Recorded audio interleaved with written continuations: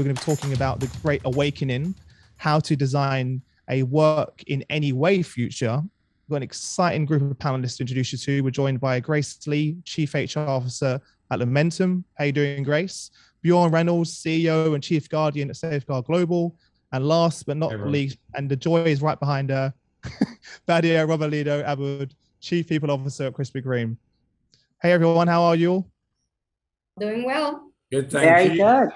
Amazing, amazing. It's nice to see everyone again. Bjorn, I promised I'll pick on you first, so I've got to stick to that. I've got to stick to that. I said backstage, everyone, last time I saw Bjorn, we was in a castle partying till 3 a.m. We'll save that story for the breakout rooms. Bjorn, from your perspective, how has the future of work changed, especially over the last few years? And what is a work in any way future, which is how you guys describe it?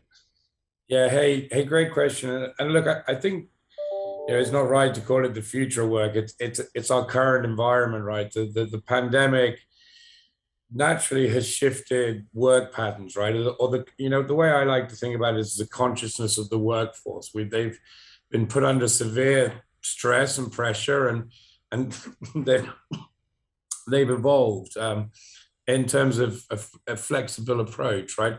How do they now want to, as we look forward into the future, how do people want to engage with companies they want to work with? And we see that as really a flexible opportunity. Organizations that want today to approach talent need to have what we're classifying as a work in any way mindset, right? So whether people want to work in different countries, whether they want to work part-time, different hours, whether they want to work full-time, the approach that organizations now need to look at and to connect with the workforce today is, how do I best work with you? What's the flexible and people-centric approach to want to draw you in to work for my company? And traditionally, that was really a location-based, right? Hey, I'm recruiting and for us, we're in Austin. Come work for us in Austin. Today, that's not the right approach to get the best talent. And talent has definitely, we call it the Great Awakening, because, we think that there's so much opportunity for people that now want to be able to work anywhere or in any way. And companies that want to engage that talent need to have that flexibility when offering to those, or, offering to the workforce. Yeah, thanks for speaking myself. I'd love to hear from yourself, Badia and Grace. Yeah, the good things, because there are some good things that the pandemic has actually left behind. And I think it was this concept of pushing us into the future with the concept of remoteness and flexibility. I had been a huge advocate of it since last century, but pushing it and saying, it is possible, people can do it. And there was always this, well, some positions can, not everybody can. And so there was always some resistance to it. With the pandemic, particularly the lockdown, not so much, it pushed us into the future, and it made us realize that, hello, yes, we can do it. Everybody, even banks, even call centers in banks, which have their own specific security and control things, they were able to do it. So I'm very grateful that happened. But now that we've been pushed, now we have to react extremely quick to how to make sure that we become attractive. And as Joran was saying, it's not something just like, location or even compensation. Compensation, I don't know in other parts of the world, but at least in Mexico, it has become, it's still a top item, but it's not the top 3 items. First, I have more of that flexibility and meeting their need. Then you have good leadership, career projection, legacy, leaving something, an impact on the environment, on the people, on whatever the concept of the company is, and money. No, but it has changed. And now I think it's the employee who will choose the employer and not the other way around. So we really have to, get up there on our plan on how to be attractive, even in retail, which which is a particular concept, because of the location of the stores. But we have to really think, forget out of the box. It's out of the box, and 5 kilometers that way. We have to really think different in order to become attractive. Yeah, and I would add to that, I think it's very, very important that we know the value proposition, or the evolving value proposition, I would say. And the pandemic really forced us to work in a different way. But now I think what we're seeing, at least I'm seeing in the marketplace, is CHROs thinking about, well, what should the policy be moving forward? Is the policy work anywhere? Is the policy hybrid? And therefore, if the policy is such, what are the practices that need to align with those policies? And what will the company provide? So as an example, if you say work anywhere, well, what if you have a meeting, a global meeting? Who pays for the travel? Does the company pay for the travel? Does the employee pay for the travel?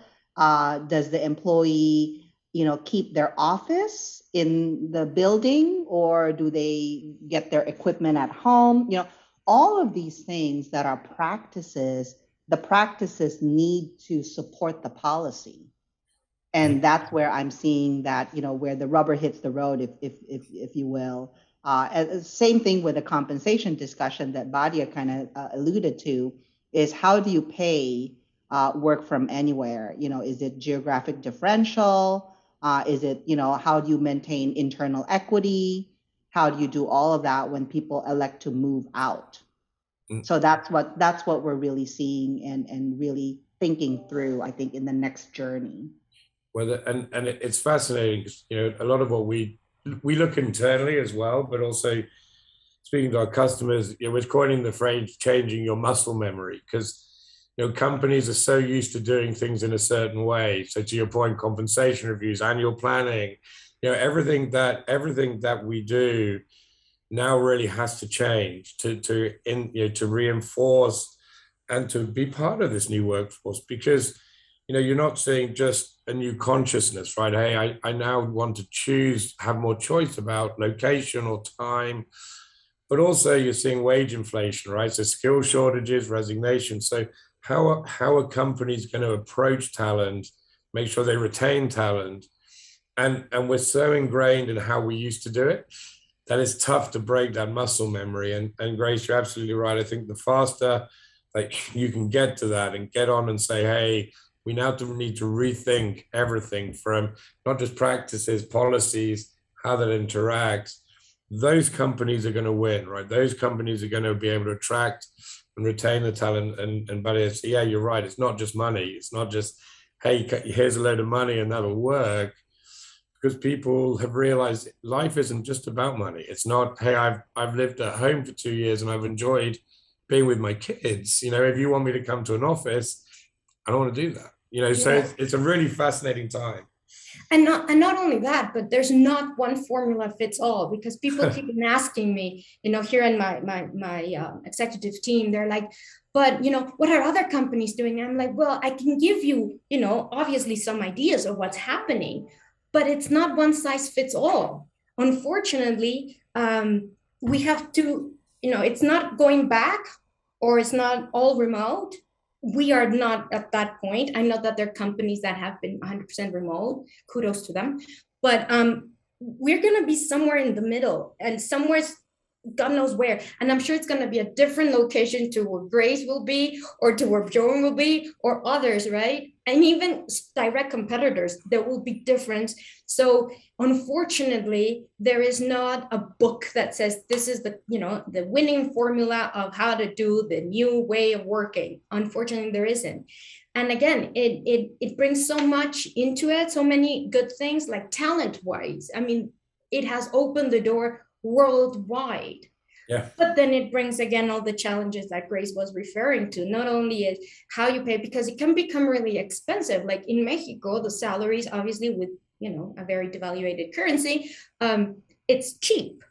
But if I want to hire somebody in Germany that is, great talent, it's going to cost me like 4 people instead of 4 people in Mexico. So you want that, but are you willing to? And then the time zones, and then it's a whole new world. And I think our role as HR has stepped up, like, 5 steps above of how important we have become in order to bring this solution or options to the table.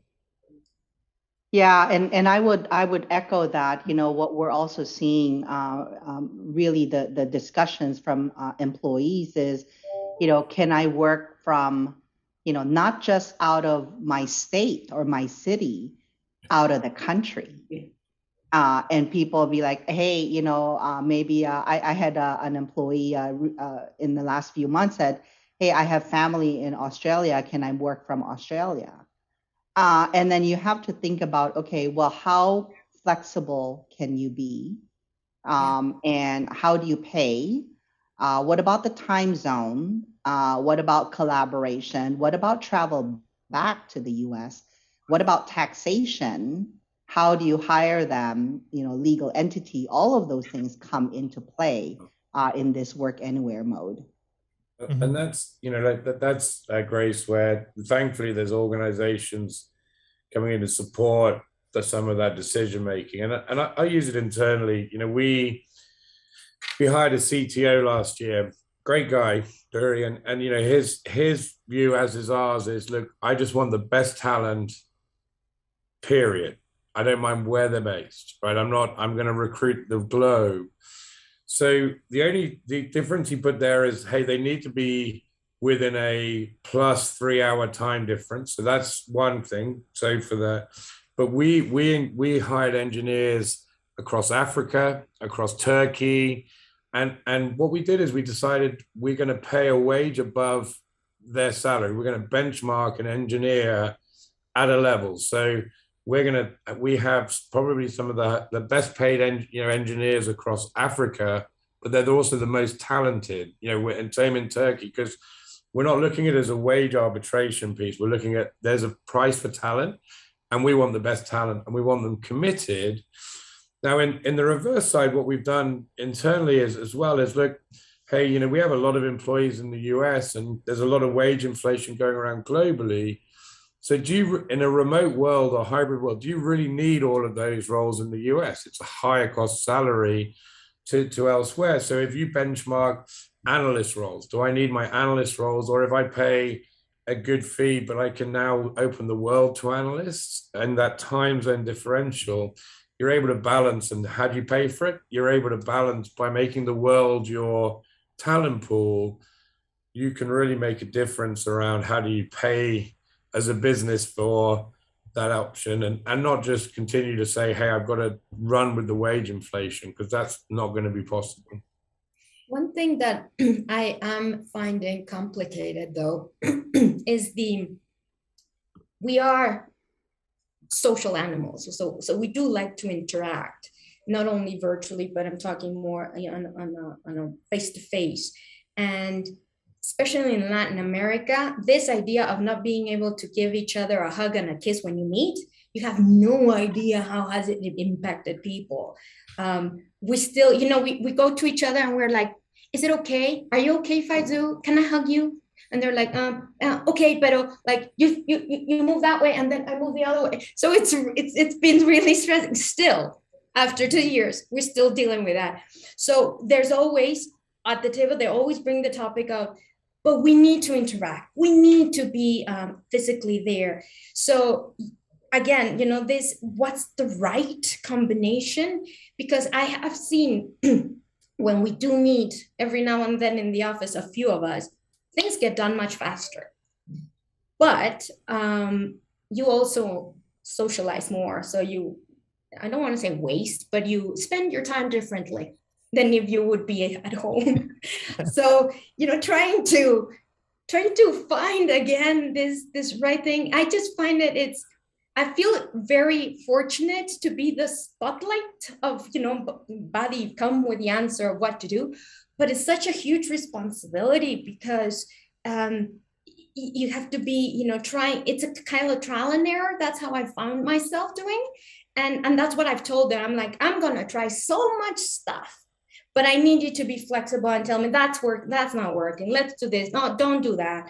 And you have to bear with me because I don't have the right answer, but we need to try things out and to see where people feel comfortable and what works for us. We unfortunately, we can't do that in terms of going beyond probably the continent, which I find it really sad because I know there's huge talent all over the world, and but we're missing out on that. But I can also understand the time differences can affect. I was in a startup, and the time difference for the tech area is it's okay because I'm the developer's finishing, going to bed, and then the other one's waking up and picking it up. So that's kind of a 24-hour plant kind of working. Yeah.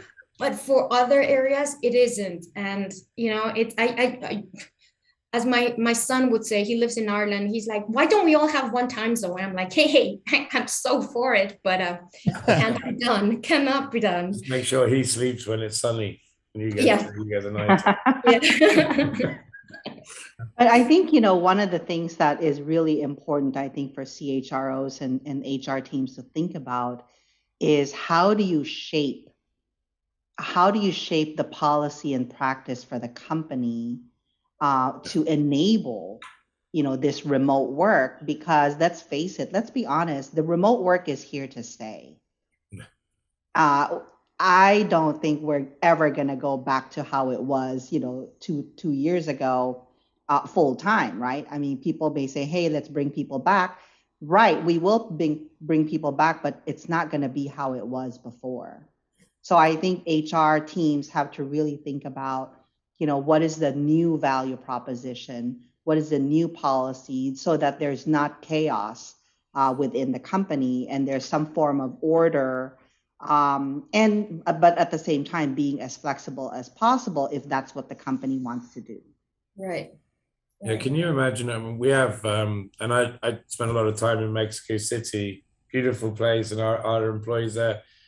You never know it's going to take you 45 minutes to get to the office or 2 hours, right? Traffic could you imagine coming and saying, hey, you've all got to come back in the office every day when they haven't had to, and they get all that time back to be with their families. And, we would have a stampede. We did a survey, who would like to come back? Your remote work, future work survey. So 2% of our global employees wanted to come back full time. I think 30% wanted to stay remote, and the rest said hybrid. Look, we want to be able to choose when to come in. It may be a day a week, it may be 2 days a week, it may be 2 days a month. And our view, less on the HR side, but is how do we shift the business to an outcome focus? Here's what you have to deliver. Here's your quarterly goals, because there's a stigma to get rid of, right? So, remote work means you're not as efficient. You're not here. I think if you engage people in, here's what you're delivering, here's the outcomes you can produce, and you trust them, they can be massively productive on their own time. I think again, it's shifting some mindset, but we've seen huge increases by continuing to go, we trust you, we absolutely value you, and look, but here's what you have to deliver, and if you as from a delivery part, this is all how it rolls up to our strategic goals. And thus far, as I said, and we were 90% office based, pre-pandemic. We were like probably most companies out there racing around to get laptops back in March 2020 around the world to see how do we help people go home.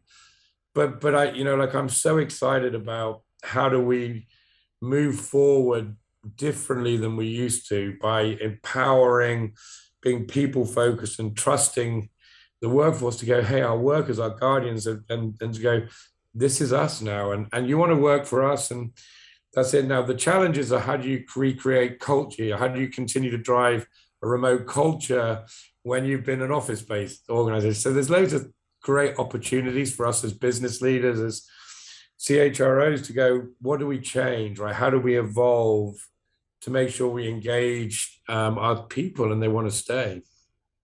And that is really, really great, Bjorn, because I was just thinking as you were talking, the imperatives really have not changed. So if you think about You attract, you develop, you engage, you retain, you inspire. All of those things are still there, but it's just in a different world, in a different context, in a different environment and surrounding. And how do we adapt to still deliver on the imperatives in this new world?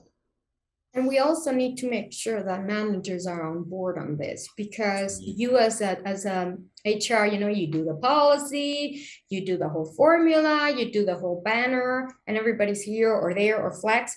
But then if you have those managers that out of sight, out of mind kind of concept, if I don't see you, don't get promoted, then it goes completely against of what you're trying to do. And that's something that happens quite a bit around here, where you are, they want to, because you can see them saying, I have to say yes to this. And they're like, yeah. But at the end of the day, they're like, yeah, but I haven't seen him in a while. I'm like, no, but he's delivering, the results are there. Is he not? Because if it's not, then we have another issue. It's a matter of performance. Change management in action. Out of sight, out of mind, it should not work here like that. So you also have to do that cultural change in managers, those old school managers who are not in with the new ways. Yeah, there's a lot of those out there, unfortunately. But I think you're right there. It is moving from sort of the policies to guiding principles, and then having that trust with giving that trust to each of your leaders and managers to have those conversations, because individual teams are going to have different ways of working. So it's not going to be one size fits all just for the company. Even each individual team will have to find a way on which works for them, and have that conversation directly with their manager.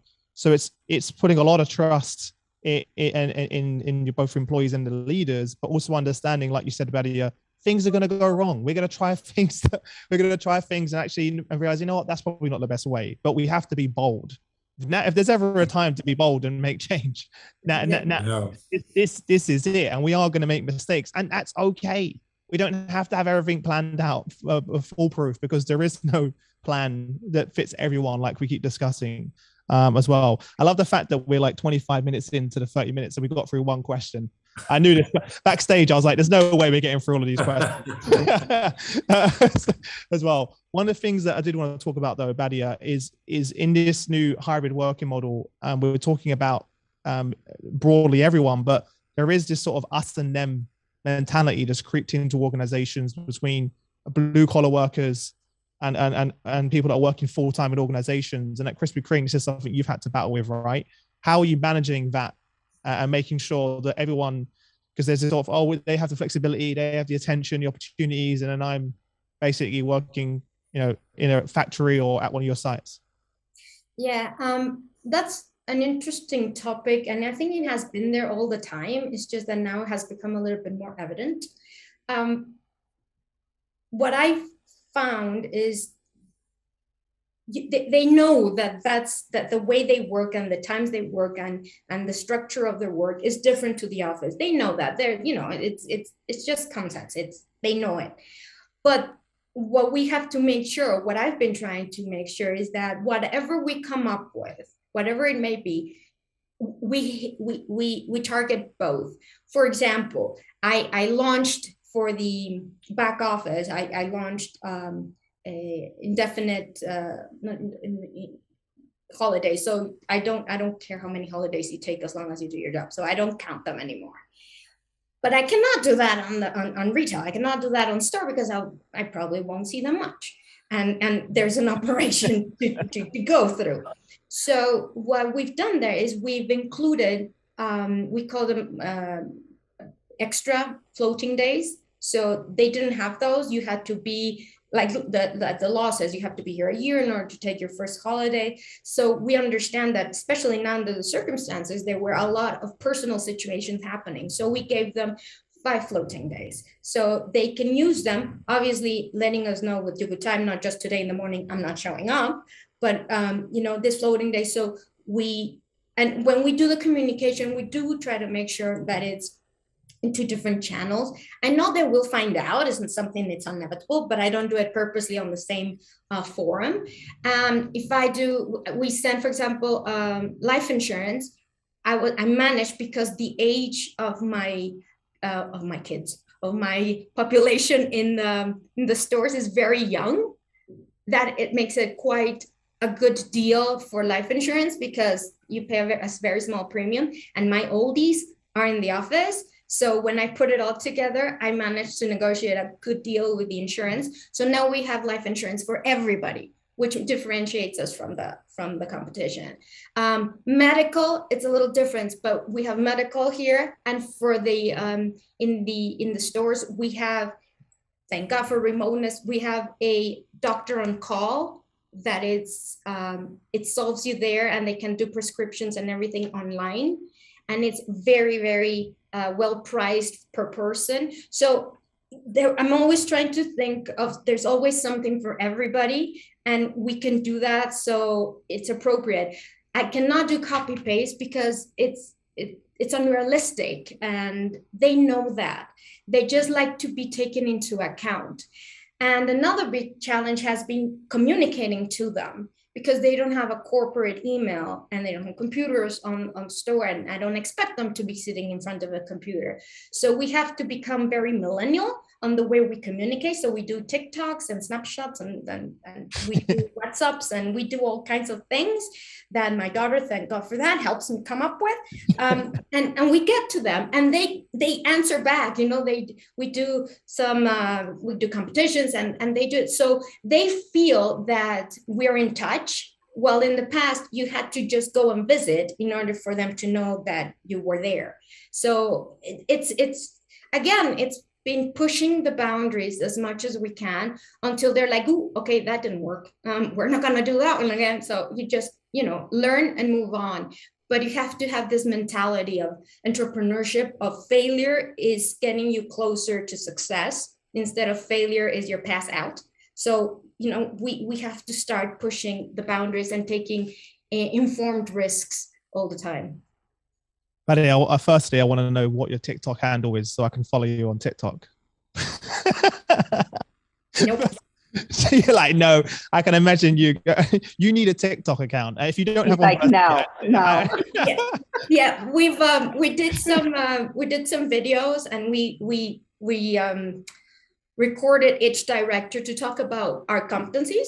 We call them ingredients. So we have 12 of them, and each director talked about it. They were very full. And the one I did it's called "Don't Take Yourself Too Serious." Oh, I had a blast. Every shot was put on with a different hat. So it looks like I'm just changing hats all the time. So, and like my t-shirts, these are my type of t-shirts I bring to work. I have to have fun, and trying to make enjoy. You spend so much time working, you might as well have a laugh. So yeah, we always, and I do that in the stores as well. I dress up, I put on costumes. I change wigs so people don't know who I am. And people then therefore talk to me as, if I'm just somebody and not the director. You're not the scary HR police. You're not the scary HR. Yeah, kind of a thing. So my team know me so well, I'm being pinged as it's going live. No, you cannot have one, to a TikTok account. I was leaning forward. I'm like, I'm totally going to get one now. This is great. I love it. Thank you, team. I love it. Great idea. Listen, thank you so much, Badia, Grace, Bjorn, for kicking us off. It was so refreshing. Thank you. Thanks, everyone. Bye.